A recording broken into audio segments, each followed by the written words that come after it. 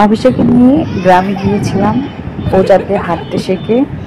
গ্রাম থেকে আসার পরে ও এরকমই একটু পরপর কান্না করে, গ্রামের সবাইকে মিস করে। এটা দেখে ভীষণ কষ্ট লাগে আসলে। ক্ষুধা লাগছে তোমার? মাম খাবে? মাম মাম খাবে? ও দাদা যাবে। ও আমার ভাইয়ের ছেলে লাম ওকে খুব মিস করে, তারপর ওর মামাতো ভাইদের বোনদের মিস করে। আসলে শহরের বাচ্চারা কত কষ্টে থাকে, ওদের ভিতরের অবস্থাটা যদি অনুভব করা যায় তাহলে বোঝা যায়। দেখেন এই সমস্ত দেখে যে কি কষ্ট লাগতেছে, ও গ্রাম থেকে আসার পরে এরকম এলোমেলো হয়ে গিয়েছে, একটু পর পর এরকম করে কান্না করে। কি অবস্থা হালিমা? তুই খালি আল্লাহর অশেষ কৃপায় আমি এবার গ্রামে গিয়ে একটা হেল্পিং হ্যান্ড পেয়েছি। ওরা নিজে থেকে এসে বলল আমার সঙ্গে আসবে, ওর মা বলল, তারপর ওকে নিয়ে আসলাম। কি যে উপকার হয়েছে, আল্লাহ যা করে ভালোর জন্যই করে। আমি অনেকদিন থেকে খুঁজছিলাম কিন্তু পাচ্ছিলাম না, আলহামদুলিল্লাহ খুব ভালো লেগেছে। আর ও আসার পরে আমার মেয়ে একটু হলেও একটা সঙ্গী পেয়েছে। খাইতে দেয় তখন সে হালিমার সাথে ভালো সম্পর্ক। আর এই যে আমাদের বাসায় অনেক হেল্পিং হ্যান্ড ছিল, আর আমরা কখনো হেল্পিং হ্যান্ডদের হেল্পিং হ্যান্ড মনে করি না, নিজেদের পরিবারের একজন সদস্য মনে করি। আর এই জন্যই সবাই আমাদের হেল্পিং হ্যান্ড দিতে চায়। আলহামদুলিল্লাহ খুবই ভালো লাগছে। আর আমি ও আসাতে আমার অনেকটা উপকার হচ্ছে। ও হাতের ছোটোখাটো কাজগুলো সবগুলোই করে দিচ্ছে। আর আমার মেয়ে এখনো ওকে ভালোভাবে মেনে নিতে পারছে না। ও কোলে নিলেই কান্না করে, ওর কোলে যেতে চায় না। তবে আশা করছি একটু কিছুদিন পরে ওদের সম্পর্কটা ঠিক হয়ে যাবে। আমি ওকে বেশি বেশি করে মামিশাকে কোলে দিই, আর মামিশা কান্না করলেও কোলে দিচ্ছি, কারণ ওর সঙ্গে তো ওর একটা বন্ডিং তৈরি করতে হবে।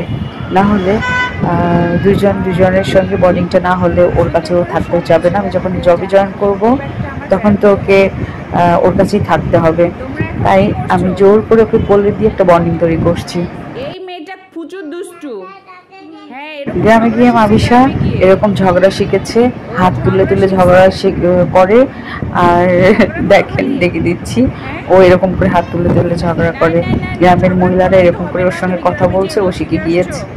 এটা দেখে খুব এনজয় করছিলাম, এটা নিয়ে একটু মজা করি চলেন। তুই শিখাইছিস? তুই শিখেছিস ঝগড়া? এটা যদি তোর ফুফা জানে তাহলে তোর কি হবে জানিস? হ্যাঁ, তোর ফুফা কত রাগ করবে তোর উপরে। তুই ওকে ঝগড়াগুলো শেখাচ্ছিস? আসলে ও ঝগড়া শিখায়নি, একটু মজা করছিলাম ওর সঙ্গে। আর এটা হলো আমাদের এলাকার ভাষা, রংপুরের ভাষা, উত্তরাঞ্চলের ভাষা।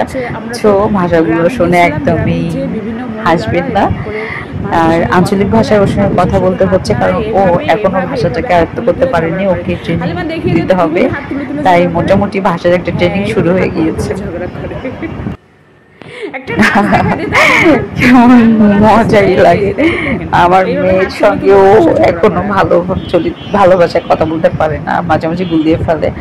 আর আমার গ্রামে গিয়ে এরকম করে জলপাই পাড়ায় খেয়েছি, মাত্র ছোট ছোট জলপাই হয়েছে, আমার জামাই বাড়ির জলপাই পাড় ছিল।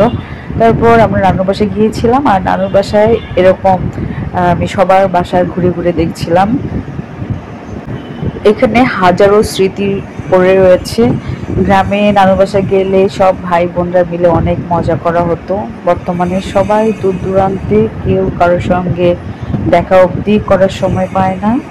তো এটা আমার অন্য একটা নানু বাসা ছিল, আমি নানিমার সঙ্গে দেখা করতে গিয়েছিলাম। নানু আপু কেমন আছে সেটা জানার জন্য। তো ভালো থাকবেন, আজ পর্যন্ত।